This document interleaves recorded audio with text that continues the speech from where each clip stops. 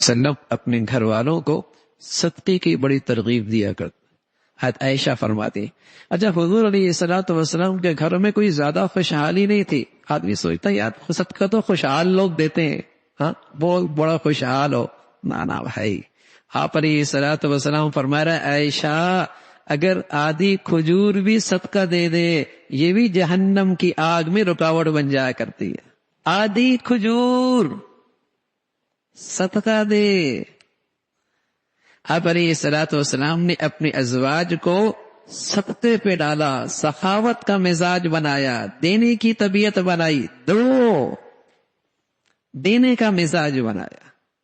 اور سچ یہ ہے کہ اگر ہم نے اپنے گھر والوں کو دینے کا مزاج بنایا انشاءاللہ کبھی دل تنگ نہیں ہوگا اور کبھی طبیعت میں تنگی محسوس نہیں کرے گی. ورنہ بہت کچھ بھی ہوگا تو شکوہ ہوگا, ہے کیا میرے گھر میں, ہے کیا میرے گھر میں, ہے کیا میرے گھر میں. اور اگر اس کا مزاج بنا دیا دینے کا, اللہ اس کے دل کو غنی کر دے گا, اس کے دل کو کھول دے گا. کبھی اس کی زبان پہ شکوے نہیں ہوں گے تنگی کے. تو رسول اللہ, حالانکہ عائشہ فرماتی ہے رضی اللہ تعالیٰ عنہ کہ ہمارے گھر میں بس اوقات 2 مہینے 2 چاند ہم دیکھ لیا کرتے تھے, آگ نہیں جلا کرتی تھی.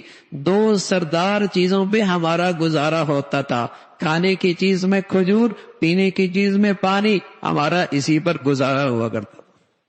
لیکن رسول اللہ صلی اللہ علیہ وسلم کیا دے رہے, صدقہ دے دو.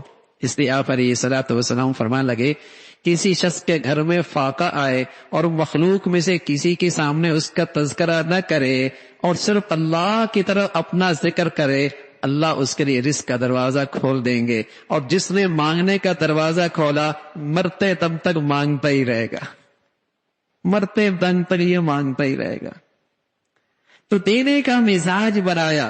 الید العلیٰ خیر من الید السفلیٰ, اوپر کا ہاتھ نیچے کے ہاتھ سے بہتر ہے.